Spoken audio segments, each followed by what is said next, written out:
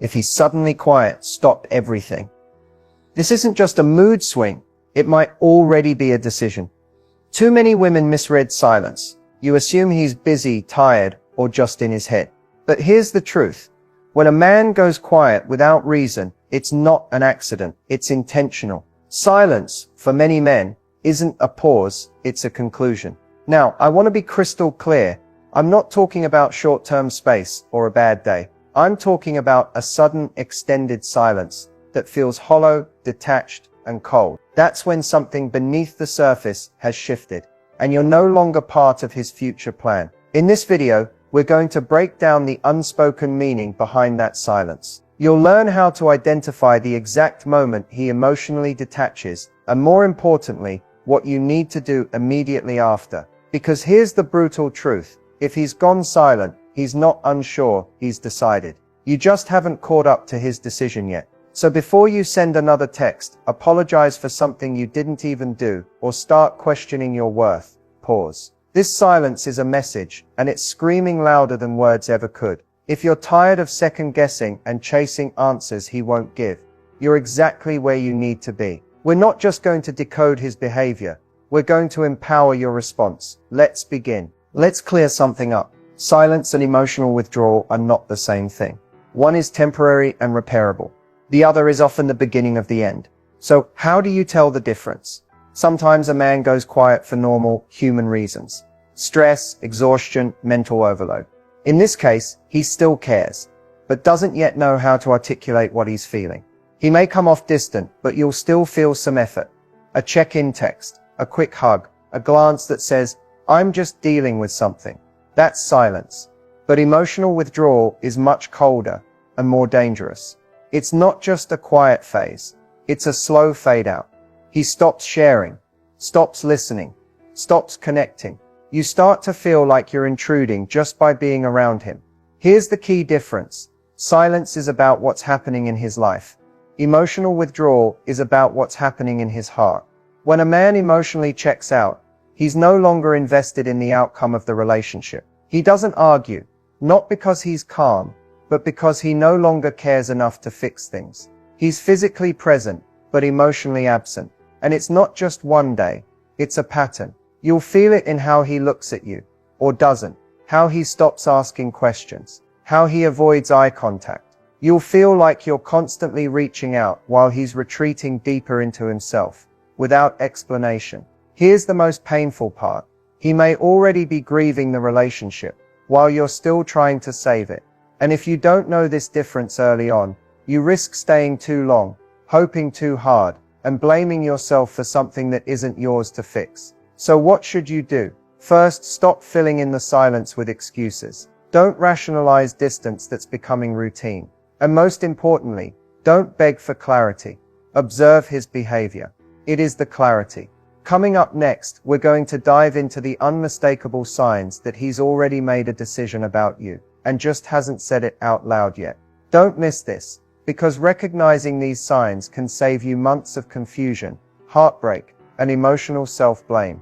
You may not get a clear statement like, "I'm done," but if you look closely, you'll see it in his behavior. He's already made a decision. He just hasn't said it out loud. Maybe because he doesn't want to hurt you. Maybe because he's avoiding guilt. Or maybe because he's just waiting for you to end it, so he doesn't have to. One of the first signs is when his effort suddenly drops. The man who used to call, make plans, and show up consistently now barely checks in. He's not just busy, he's uninterested. His attention has shifted, and so has his energy. Then the conversations start to feel hollow. Where there used to be laughter, deep talks, and real engagement, now it's just dry, short replies. You try to spark something, and it feels like talking to a wall. He's not responding, he's tolerating. Another major sign, the future disappears from his vocabulary. He no longer says we when talking about what's ahead. No mention of plans next month. No enthusiasm about holidays or birthdays. It's like you've been erased from the timeline.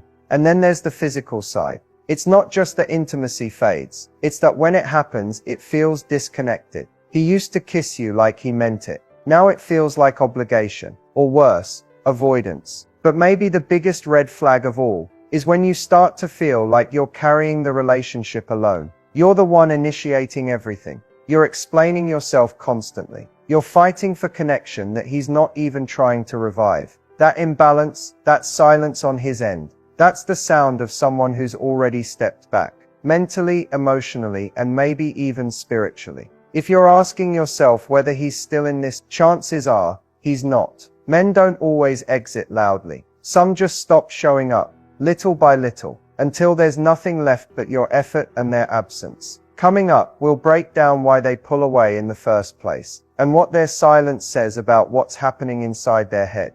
Let's talk about what's really going on in his mind when he starts pulling away. Because when a man changes, when he shifts from warm to cold, from present to distant, there's almost always something happening beneath the surface, even if he doesn't know how to explain it. The truth is, men often pull away before they understand why they're doing it. It's not always calculated. Sometimes it's instinct. Emotional discomfort hits, and instead of leaning in, they retreat. Not because they're bad people, but because for many men, silence feels safer than honesty. Distance feels easier than confrontation. When a man starts to emotionally disconnect, it's often because something inside him feels uncertain about the relationship, about his life, about himself. But instead of saying, "I'm struggling," or "I don't know how to feel right now," he just shuts down. He creates space where communication used to be. He pulls away not necessarily to hurt you, but to protect his own sense of control. And here's what makes it so confusing. During this pullback phase, he might still do just enough to keep you hanging on. A quick reply, a half-hearted compliment, a random "miss you." But these are breadcrumbs, not commitment. Sometimes he's afraid of losing you. Other times he's already halfway out, but doesn't have the courage to be direct. So he slowly rewrites the emotional story until you start to question whether you're asking for too much. But you're not. You're just sensing the shift his actions are already revealing. The pullback isn't always about you, but the way it plays out does affect you. And if you're not careful, it'll make you overfunction. You'll try harder, love harder, fix more, while he's doing less and less. And before you know it, you're performing for a version of him that no longer exists. The psychology behind pulling away is layered. But one thing is always true. When someone starts to disappear emotionally, the worst thing you can do is chase them deeper into their silence. Up next, we're breaking down how to respond. Not with fear, not with desperation, but with power.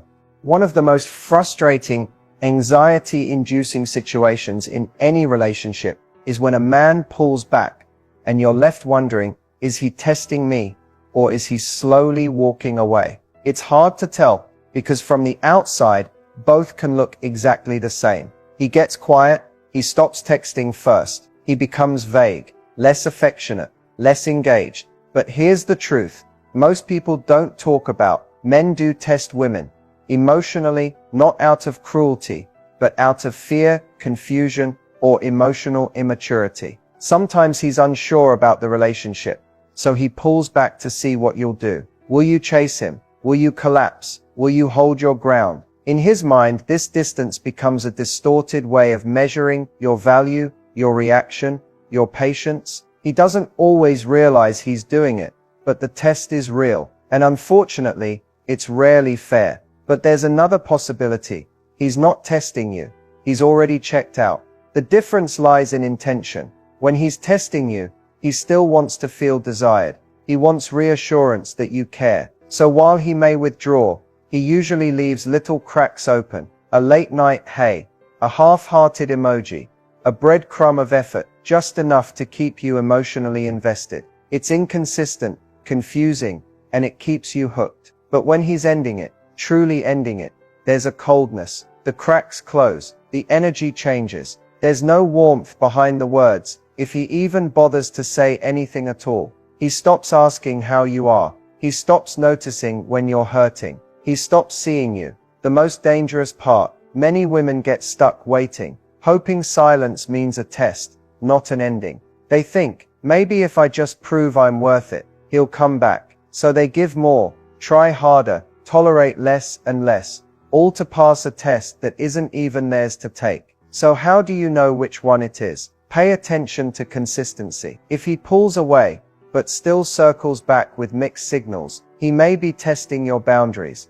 But if he's gone emotionally and mentally, for days, weeks, with no effort, that's not a test. That's emotional closure in real time. And here's what you need to remember. You don't have to play either role. You don't have to prove anything. You don't need to pass tests or tolerate slow fades, because a man who's truly invested in you won't risk losing you just to see how far he can push you. So whether it's a test or a goodbye, your response should be the same. Stand in your worth. Don't beg. Don't chase. Let his silence speak, and answer with your distance. Coming up next, we'll talk about how to respond with confidence, even when you're unsure, even when it hurts, even when the silence feels personal, because that's when your power begins. When a man pulls away, when he goes quiet, when he starts acting like you don't matter the way you used to, your first instinct might be to fix it. Reach out. Ask what's wrong. Try harder. But I want to give you something stronger than reaction. Confidence. Responding with confidence doesn't mean pretending you don't care. It means remembering that your value isn't tied to how someone else is currently treating you. It's knowing that silence doesn't always deserve a response, especially when it's coming from someone who has already stopped choosing you consistently. Here's where most people get it wrong. They think confidence means being cold, cutting someone off, going full no contact just to prove a point. But confidence isn't about revenge. It's about alignment. Alignment with your standards. Alignment with your peace. So how do you respond when his energy shifts? When he stops texting? When he becomes vague? When you feel that emotional withdrawal? First, you pause. You don't panic text. You don't chase. You don't beg for clarity from someone who's already showing you who he is with his distance. Instead, you observe. You take inventory. What has his behavior shown you? Not what he said, but what he's done. If you have to beg for communication, affection, or reassurance, you already have your answer. Next, you protect your energy. That might mean pulling your attention back. It might mean taking space without making an announcement. You don't have to dramatically declare your boundaries to someone who's already ignoring them. You just need to enforce them. Quietly, consistently. Confidence is calm. It's being okay with not knowing exactly what's happening, because you trust yourself to handle whatever truth comes next. It's not sitting around waiting for someone to remember your worth. It's living in that worth even when they don't see it. You shift your focus back to you, back to the version of yourself you were before the confusion, before the emotional exhaustion. You pour into your own peace. You show up for your life not to make him notice, but because you deserve presence, especially your own. And here's the truth. When you stop reacting emotionally to someone else's inconsistency, you become magnetic. Not because you're trying to win them back, but because you've realigned with the strongest version of yourself, the version that doesn't chase confusion, doesn't tolerate breadcrumbs, and doesn't stay where she's being slowly erased. Confidence isn't loud. It doesn't always look like a grand exit or a perfect comeback. Sometimes it's just you, choosing to walk away from uncertainty with quiet strength, knowing that the right connection will never make you question your value. Coming up next, we'll talk about the cost of chasing, and how protecting your energy might be the closure you never knew you needed. Chasing someone who's pulling away is one of the most exhausting, soul-draining things you can do, because every time you reach out and get silence, every time you try to fix what they won't even talk about, a little piece of your energy goes with it. And here's what you need to understand. The more you chase, the less they respect, the less they invest, and the more they drift. So let's get real. When someone starts pulling away from you, emotionally, physically, or mentally, that is not your cue to sprint after them. It's your signal to stand still, breathe, and get clear about what you need. Because chasing doesn't bring someone back. It only tells them you're willing to abandon yourself just to hold on to them. And that's not love. That's survival mode, disguised as loyalty. When you chase someone's attention, you start adjusting your behavior to their inconsistency. You text even though they've gone quiet. You over-explain, over-give, over-function. You shrink yourself just to keep them comfortable. And all that does is teach them that your boundaries are flexible, that your value is negotiable. But here's the truth. Someone who wants to be with you won't require that level of effort just to stay connected. The right person doesn't need to be convinced. They show up because they want to. not because you begged, reminded, or sacrificed your peace to keep them interested. Protecting your energy means letting people go when they show you they're unsure. It means choosing not to fight for someone who isn't even showing up to the battlefield. It's not about being cold.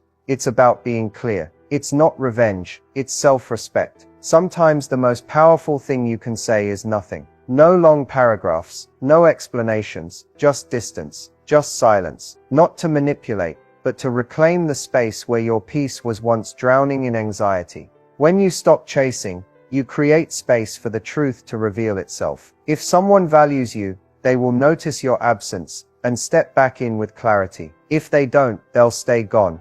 And that will hurt, yes, but it will also free you. Protecting your energy is an act of emotional maturity. It's deciding that no connection is worth losing yourself over, that no person is worth the constant guessing, doubting, and waiting, that you are not available for relationships that drain you more than they fill you. So the next time you feel the urge to fix the silence, to reach out one more time, to prove your worth, stop, sit with that urge, and remind yourself, if I have to chase it, it's already running away. Coming up, we'll talk about closure, and why sometimes the silence is the answer you've been trying not to hear. Closure is something we all crave.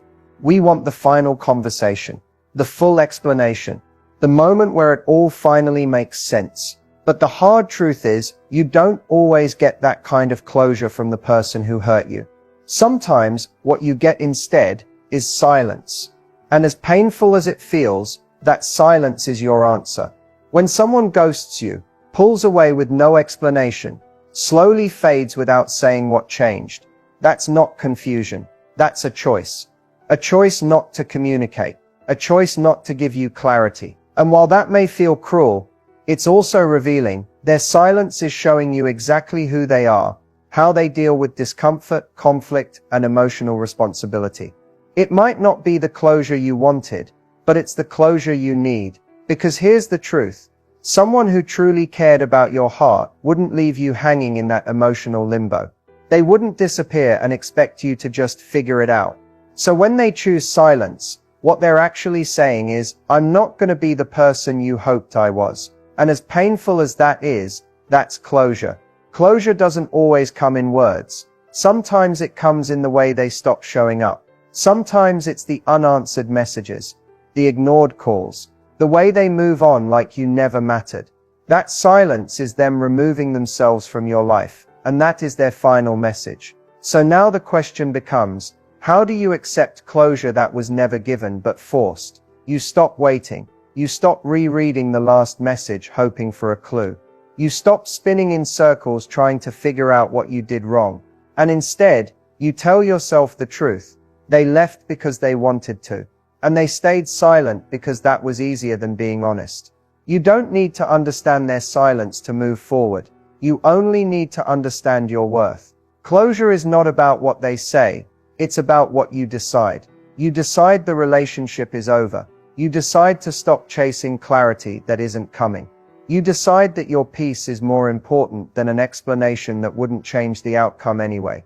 Their silence might feel like a wound right now, but in time, it becomes a boundary, one that protects you from reopening a door that was never meant to stay open. So let that silence be enough. Let it be the period at the end of a chapter that no longer deserves another rewrite. And when your mind wants to go back and reread every line, remind yourself the story's already told. Coming up next, we're wrapping everything up with the final truth, the real empowerment, how to take everything you've learned and walk away with clarity, strength, and self-respect.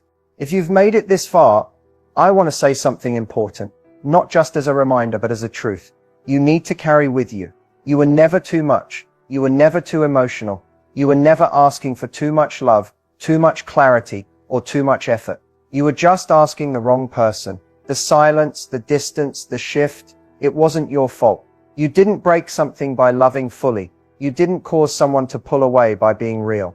The truth is, some people don't know how to receive love in the form you offer it, and others simply aren't meant to walk the full path with you. Just a chapter. And when their part in your story is done, the silence is their exit. This journey, from confusion to realization, from overthinking to clarity, is painful but necessary. Because every time someone pulls away, every time someone makes a quiet decision about you without saying it to your face, you get the opportunity to make an even louder decision about yourself. You get to choose to stop explaining yourself to people who've stopped listening. You get to choose your own peace over their mixed signals. You get to choose the path forward, one where you're not begging to be seen, but simply walking in your truth, with your head held high. What's next for you isn't about revenge, bitterness, or becoming unbothered. It's about becoming unavailable. Unavailable for people who make you question your worth, who communicate through silence, who punish you with distance, and then expect access to your heart again when it's convenient. Let this be the moment you stop fighting for clarity from someone who already gave you your answer through inaction. Let this be the moment you stop chasing love in places where love has stopped living. The strongest thing you can do right now is move on without closure, heal without apology, and grow without permission. You deserve reciprocity. You deserve effort without asking. You deserve presence without pressure. You deserve someone whose love feels safe, clear, consistent, not like a guessing game that leaves you exhausted. So take a breath, let it go, not because it didn't matter, but because you do. More than the text he never sent, more than the calls he stopped making, more than the version of love he wasn't able to give. This isn't the end of your story. This is the turning point. You're not broken. You're waking up. You're not losing someone. You're reclaiming yourself. Thank you for watching. And if this spoke to something deep in you, don't forget to share it with someone who needs this reminder too. Your silence now will be different. Not confusion, but clarity. Not pain, but peace.